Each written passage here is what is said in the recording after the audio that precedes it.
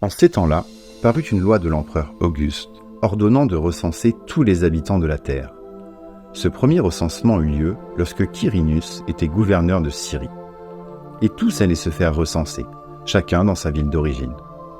Joseph, lui aussi, monta de Galilée depuis la ville de Nazareth vers la Judée, jusqu'à la ville de David appelée Bethléem. Il venait se faire recenser avec Marie, qui lui avait été accordée en mariage et qui était enceinte.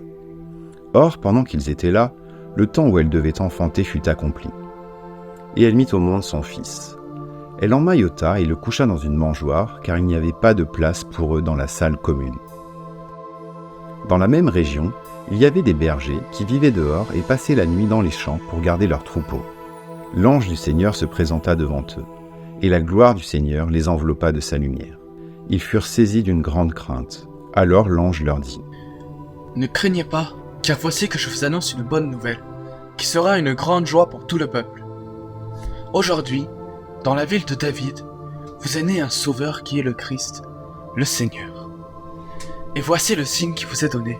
Vous trouverez un nouveau-né emmailloté et couché dans une mangeoire. » Et soudain, il y eut avec l'ange une troupe céleste, innombrable, qui louait Dieu en disant : Gloire à Dieu au plus haut des cieux et paix sur la terre aux hommes qu'il aime. Lorsque les anges eurent quitté les bergers pour le ciel, ceux-ci se disaient entre eux : Allons jusqu'à Bethléem pour voir ce qu'il est arrivé, l'événement que le Seigneur nous a fait connaître. Ils se hâtèrent d'y aller, et ils découvrirent Marie et Joseph, avec le nouveau-né, couchés dans la mangeoire.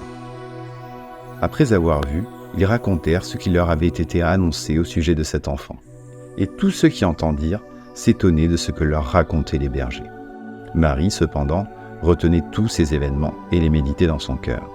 Les bergers repartirent.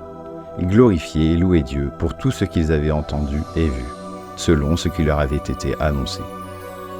Quand fut arrivé le 8e jour, l'enfant reçut le nom de Jésus, le nom que l'ange lui avait donné avant sa conception.